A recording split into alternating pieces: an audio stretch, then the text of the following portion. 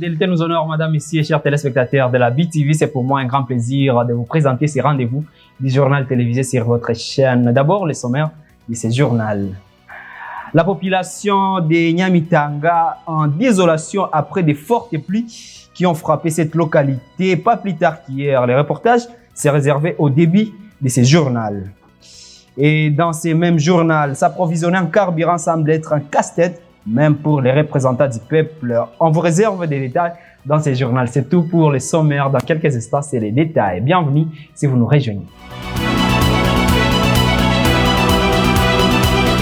Je venais tout juste de l'annoncer dans les sommaires. Les habitants de Nyamitanga, en commune Buganda, en province Cibitoke, se trouvent dans une situation lamentable suite aux pluies qui ont frappé leur localité et qui a emporté beaucoup de choses, qui a détruit des maisons et des champs de culture. Ces derniers demandent à ce que l'État puisse leur venir en aide. Dans ce reportage de Patrick Atangiman. Plusieurs maisons ont été inondées, d'autres détruites. Des champs de culture s'inondent. La route nationale numéro 5 devenant impraticable suite à une pluie torrentielle tombée à l'aube de ce dimanche, le 7 janvier 2024, sur les collines de Dondava et Nyamitanga, en commune Buganda, province Cibitoke. Les habitants de cette localité rencontrés se lamentent que, sauf la vie, ils ont perdu tous leurs biens.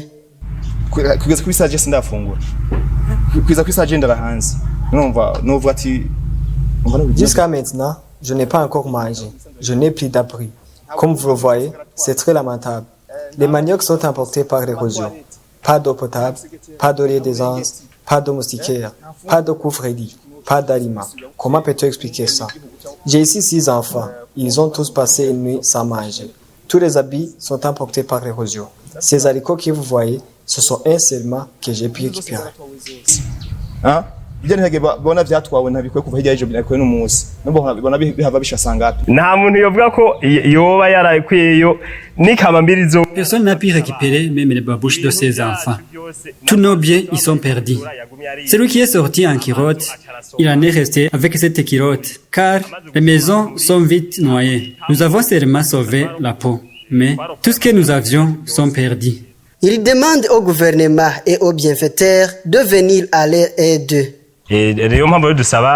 C'est pour cette raison que nous demandons au gouvernement de nous donner un abri ainsi que des aliments, car nous n'avons rien à manger.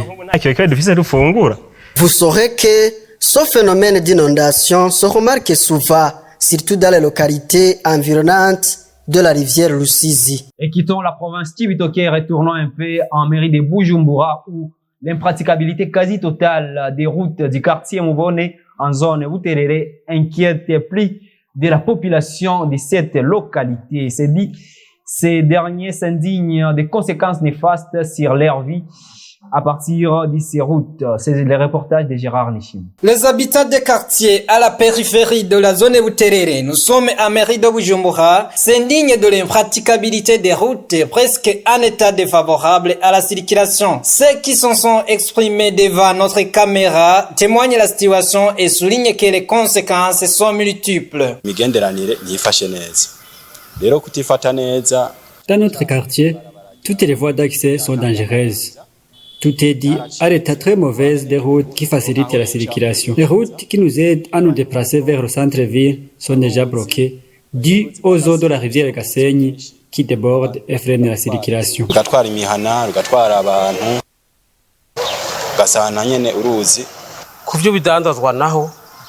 Toutes les marchandises vendues ici proviennent des marchés externes de notre localité, surtout au centre de la mairie de Bujumbura. Et par là, les prix doivent s'hausser à cause de cette mauvaise situation des routes, car ce sont elles qui nous aident pour le transport au quotidien.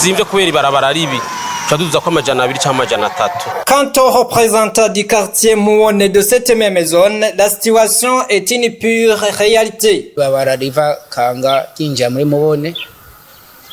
Franchement, toutes les routes entrant dans le quartier Mouone se trouvent en état très critique. Cela fait que nos habitants se déplacent difficilement vers les autres quartiers. Ainsi, Nous ne pouvons pas accueillir les visiteurs de notre quartier car les routes sont devenues impasses. Il demande le réaménagement de ces routes pour que les activités de développement s'opèrent à la normale. Nous demandons à l'État de nous sauver de cette situation de notre quartier en construisant les routes dans notre quartier, mais aussi en traçant les caniveaux au bord de ces routes pour que nous vivons comme les autres. Vous saurez que la partie de la route Kanga-Malandia, voie principale qui donne l'accès de la population de la zone Buterere au centre de la mairie de Bujumbura, se trouve aussi à un état misérable, même si les travaux de sa construction ont vu le jour depuis l'année 2015. Il s'observe actuellement en mairie de Bujumbura des actes de vol qui se font la plupart des fois pendant la nuit. Dans ce reportage de Ale Loris Ndongozi. Il s'observe actuellement différents types de vols dans certains quartiers de la mairie de Bujumbura. Ces vols sont pratiqués dans différentes manières et se font le plus souvent pendant la nuit. Certaines personnes habitant la zone Kinindo, plus précisément dans le quartier Oiwa, admettent que ces vols s'observent dans cette localité. Nous habitons dans ce quartier et nous admettons qu'il s'y trouve des voleurs. Par exemple, à la fin de l'année passée, il s'est observé des cas de vol, des éclats plats dans les ménages. Sivyo kubesha bamwumva ko ubusuma buhari jewe nko muri iyi ndwi ndiko ndataha twarahuye ni moto nyene sivyo kubesha. C'est vrai qu'il y a des cas de vol dans cette localité. La semaine passée, je rentrais à la maison et une moto m'a devancé et du coup, j'ai entendu des cris devant moi. Quand nous sommes approchés, nous avons trouvé une personne qui venait d'être dérobée de son sac à dos par les personnes qui se trouvaient sur cette moto. Malheureusement, nous n'avons pas retrouvé la moto. Iyo moto twaragerageje guca hari taxi ariko yarengana bariko bararengana barafata iyo taxi kugira bareko boyishikiye yari yamaze kurengana. Ces personnes regrettent que même si les voleurs sont attrapés, ils ne sont pas punis comme il faut. Ce qui fait que ces actes de vol se multiplient. Tumaze kumufata turamutora ku izoni hama ikintu cabaye araturangira ahantu yagiye agurisha ama écran. Nous avons attrapé un voleur et l'avons amené à la zone Kinindo. Après, il nous a montré là où il vendait des écrans plats volés et nous y avons trouvé 5 écrans plats. Mais ce qui nous a choqué, c'est que nous n'avons pas été mis au courant de la suite des faits et nous avons appris juste après quelques jours que les voleurs étaient libérés, ainsi que la voiture qui facilitait le transport des biens volés. N'uwaziguze bamurikuye n'imodoka ya twafashe yafashe uwo musuma kugira badeplace ivyo bintu nawe ne barayirekuye. Cela est ainsi alors qu'il s'observe une pauvreté causée par la hausse des prix sur le marché ainsi qu'un taux élevé de chômage chez les jeunes, ce qui serait l'une des causes majeures de ces vols. Et je l'ai annoncé dans les sommaires, certains représentants du peuple grognent qui ne sont pas favorisés par les agents de la sécurité intérieure pour l'approvisionnement du carburant. Cela a été dit lors d'une séance plénière qui s'est tenue à l'hémicycle de Kigobe en date du 28 décembre de l'année 2023. Dans ce reportage de Benoît Sindaïgouane. Certains députés se lamentent contre quelques éléments de force de sécurité intérieure qui ne sont pas facilités de ces derniers jusqu'à les demander même le point de vue. La députée Neye Maladi dans la séance plénière du 28 décembre 2023. Je me suis rendue à une station de Tcharama et je semblais être vraiment humiliée par ceux que j'ai rencontrés là. Ils m'ont demandé si j'étais vraiment parlementaire et si je l'étais, de les expliquer comment le carburant peut manquer jusqu'à ce niveau. Ce jour-là, on était arrivé à la station à 18h. Et on a attendu jusqu'à minuit et nous sommes rentrés sans nous approvisionner. On nous a signalé qu'il faut consulter le chef du corps. Malheureusement, même lui nous a rien aidé. En téléphonant son supérieur, lui aussi nous a signifié qu'il n'avait rien à faire, il pourra nous aider. Il demande aux concernés de trouver une solution favorable à l'approvisionnement du carburant pour les représentants du peuple. Nous vous supplions de faire le tout possible pour que nous puissions avoir la station propre à nous, les parlementaires uniquement. Et si possible, car même le petit agent de la station ne peut accepter de te donner le carburant si vous ne lui donnez pas un petit somme d'argent. Pourquoi le pompiste contrôle le travail de distribution du carburant et prend des décisions alors qu'il a le salaire provenant de son employeur? Mais aussi, quelle est la raison qui pousse les policiers de demander la somme d'argent illégale pour accéder à la station qui distribue le carburant? Pourquoi c'est la possibilité de toutes ces décisions, mais l'absence de ces décisions efficaces du ministre pour le bien fonctionnement du travail de distribution du carburant? Cela est ainsi au moment où le ministère ayant l'énergie et mine dans ses charges a fait savoir qu'il a mandaté le directeur général de son ministère pour aligner à le convoi des citernes carburant car l'argent est disponible. Le 13 janvier 2024, pour la première fois depuis 40 ans, la Côte d'Ivoire accueillera la plus grande compétition sportive en terre africaine. Merci de nous recevoir chez vous. Dès le 14 décembre 2023, Canal+ lance une chaîne éphémère entièrement dédiée à cet événement. Canal+ Cannes. Nous sommes le premier du grand, du très très grand spectacle et des étoiles, des explosions dans tous les sens. Action. Alors, c'est quoi mon plus beau souvenir de la Cannes? C'est quoi ça? Ah oui, on ne vous l'avait pas dit? Sur Canal+ Cannes, il n'y a pas que du foot. Je vous propose de parler business. Côte d'Ivoire, terre de cacao, terre de chocolat. Vous y retrouverez vos émissions préférées. Nous vous embarquons pour une plongée exceptionnelle. Il va y avoir des milliers de personnes dans quelques jours. C'est de l'adrénaline mélangée à l'émotion, à la joie. Canal+ Cannes, c'est aussi des magazines qui vous emmèneront à la rencontre des Ivoiriens. On l'a de l'Ivoire qui vous montre le sublime visage de la Côte d'Ivoire. Et à la découverte des nombreuses infrastructures dont s'est doté le pays. Ça quoi à voir avec le football? Balater, Charlotte, on y vient? Avant le jour J, pour vous mettre déjà dans l'ambiance, nous vous ferons revivre le parcours des 4 derniers vainqueurs de la compétition, dont celui des éléphants de Yaya Touré, bien entendu. La Côte d'Ivoire remporte cette Coupe d'Afrique des Nations d'un scénario incroyable. Dans la joie, j'ai tapé sur le poste téléviseur et puis la couleur est venue. Donc, c'est un reflux de wow. C'était super. Samedi 13 janvier, coup d'envoi de la compétition. 3, 2, on y va. Pour cette 34e édition de la Coupe d'Afrique des Nations, Canal+ Cannes va déployer un dispositif exceptionnel. Allez, force. Vous offrir l'intégralité des matchs de la compétition en direct et en HD avec en prime 2 émissions quotidiennes. C'est un véritable marathon qu'on vous propose. Jour de Cannes qui décryptera les enjeux avant et pendant les matchs. Et Soir de Cannes pour remettre chaque rencontre en perspective grâce à l'expertise de ses consultants. On aura une très très belle Cannes dans ce beau pays de football. Je sais qu'on va aller très très loin.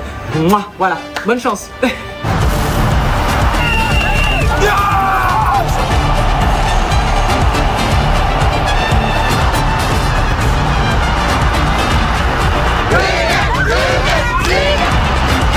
Une nouvelle chaîne arrive. Souhaitons-lui la bienvenue. Aquaba, Canal+ Cannes. C'est lourd en émotion. Quasiment 3 minutes avec vous, Igiraneza Bernice, pour l'actualité internationale. Au Bangladesh, la première ministre législative, Sheikh Hasina, a remporté la victoire aux élections législatives qui s'est déroulée ce dimanche 7 janvier 2024. Le scrutin a été boycotté par l'opposition en dénonçant un simulacre d'élection. Et en Israël, Anthony Blinken, il est secrétaire d'État des États-Unis d'Amérique, est entendu en Arabie Saoudite afin d'évoquer les conflits entre Israël et les Hamas. Commençons notre actualité internationale au Bangladesh, où la commission électorale a confirmé ce lundi la victoire de la première ministre de Bangladesh, Sheikh Hasina, de 76 ans, qu'elle a remporté en 5e mandat après la victoire de son parti aux élections législatives. Le scrutin a été boycotté par le principal parti d'opposition qui a été dénoncé en simulacre d'élection. Son parti Ligue Awami a obtenu plus de 3/4 des sièges. Si Sheikh Hasina est crédité d'avoir favorisé une croissance fulgurante dans le 8e pays le plus peuplé du monde, autrefois était proie à une extrême pauvreté, son gouvernement est accusé de graves violations des droits humains et d'avoir mené une répression impitoyable contre l'opposition. Après avoir voté à Dakar, Sheikh Hasina avait appelé les électeurs à se rendre aux urnes en promettant des élections libres et équitables. Elle a dénoncé au passage le boycott du scrutin par le principal parti d'opposition, le Parti national du Bangladesh, qu'elle a qualifié d'organisation terroriste. La Ligue Awami n'avait pratiquement pas d'adversaire dans les circonscriptions qu'elle abrigue, mais elle avait omis de présenter des candidats dans quelques autres. Apparemment, pour éviter que le Parlement monocaméral ne soit considéré comme l'instrument d'un parti unique. Pourtant, certains électeurs affirment avoir menacé de confiscation de leurs cartes d'allocation gouvernementale nécessaires pour obtenir des prestations sociales s'ils refusaient de voter pour la Ligue Awami.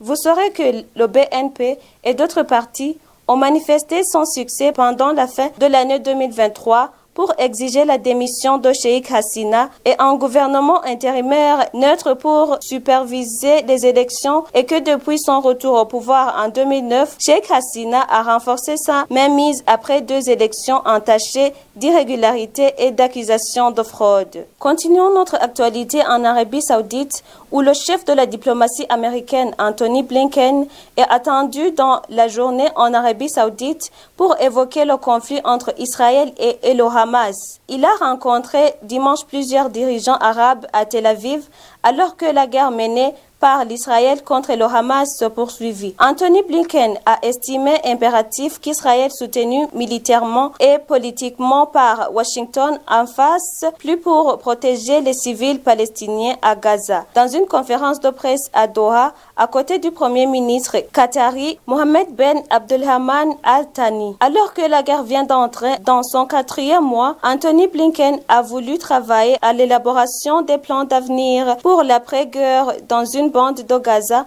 détruite pour les frappes aériennes israéliennes. 20h passées de 4 minutes ici à Bujumbura, il est 1h de plus à Riyad en Arabie Saoudite. Ainsi prend fait ce journal, madame et messieurs. Merci de l'avoir suivi avec intérêt. Mais si vous avez pris en cours de diffusion, voilà juste quelques titres qui ont constitué ce journal. La journée d'hier, dimanche 7 janvier de l'année 2024, n'a pas été bonne pour la population de Nyamitanga, en commune Buganda de la province Chibitoke, suite aux pluies diluviennes qui se sont abattues sur cette localité. Vous avez suivi les reportages dans ce journal. Et aussi, s'approvisionner en carburant semble être casse-tête, même pour les représentants du peuple.